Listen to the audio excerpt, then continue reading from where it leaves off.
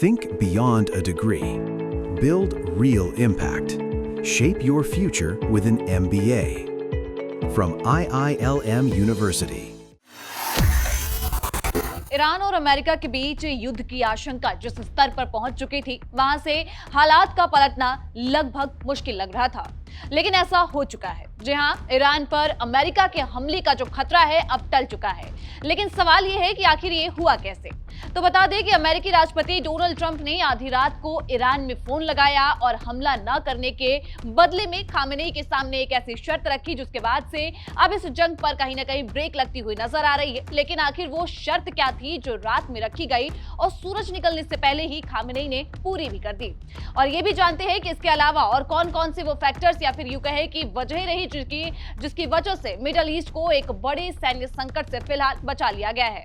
दरअसल तनाव के चरम पर 4 अरब देशों ने इस सप्ताह अमेरिका और ईरान के साथ गहन कूटनीतिक प्रयास किए ताकि तेहरान पर अमेरिकी हमले को यहां पे रोका जा सके।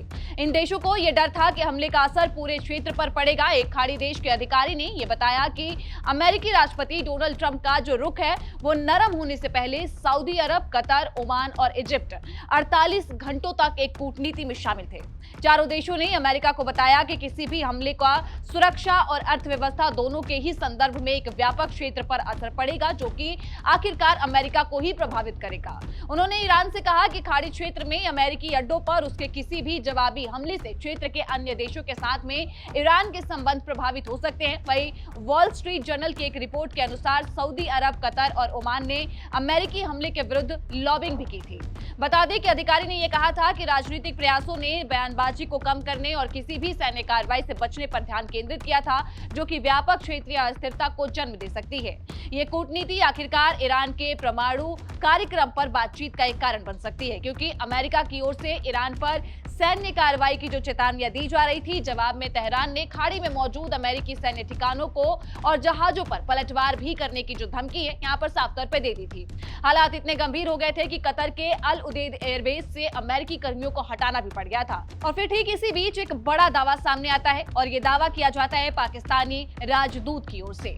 बता दें कि पाकिस्तान में ईरान के राजदूत रजा अमीरी मोगदम ने यह कहा कि अमेरिकी राष्ट्रपति डोनाल्ड ट्रंप ने व्हाइट हाउस से रात के करीब 1 बजे ईरान को सीधा संदेश भिजवाया। संदेश में यह था कि हम ईरान पर हमला नहीं करना चाहते। लेकिन इसके साथ ही ट्रंप ने एक शर्त भी रख दी। ट्रंप ने मांग की कि ईरान में प्रदर्शनकारियों को दी जाने वाली मौत की सजा को रोक दिया जाए और अमेरिकी हितों को निशाना न बनाया जाए। पाकिस्तान में ईरान के राजदूत रजा अमीरी मोगदम ने यह कहा कि अमेरिकी राष्ट्रपति डोनाल्ड ट्रंप ने तेहरान को भरोसा दिलाया है कि वो देश पर हमला अब नहीं करेंगे और ईरान से संयम बरतने को भी कहा गया है। मोगदम ने कहा कि उन्हें रात के करीब 1 बजे इसके बारे में जानकारी मिलती है जिससे ये पता चला कि ट्रंप अब युद्ध नहीं चाहते थे और उन्होंने ईरान से क्षेत्र में अमेरिकी हितों को निशाना नहीं बनाने को भी कहा था। बताया ये भी जा रहा है कि ये संदेश ईरानी नेतृत्व तक तुरंत पहुंचा और सुबह होते होते तेहरान की ओर से एक ऐलान कर दिया गया कि प्रदर्शनकारियों को अब फांसी नहीं दी जाएगी, यानी कि फांसी पर रोक लगा दी जा रही है। इसी के बाद ट्रंप ने सैन्य कार्रवाई से कदम पीछे खींच लिए और इस बैकडोर समझौते से समांतरण खाड़ी देशों की कूटनीति भी निर्णायक साबित हुई। सऊदी अरब, कतर और ओमान ने आखिरी वक्त में सक्रिय हस्तक्षेप किया और इन देशों ने वॉशिंगटन को ये समझाया कि ईरान पर हमला पूरे क्षेत्र में विनाशकारी परिणामों को जन्म दे सकता है। इतना ही नहीं, खाड़ी देशों ने न सिर्फ अमेरिका से बल्कि ईरान को भी कड़ा संदेश दिया था कि अगर खाड़ी में अमेरिकी ठिकानों पर हमला हुआ तो क्षेत्रीय रिश्ते जो हैं वो हमेशा के लिए टूट सकते हैं।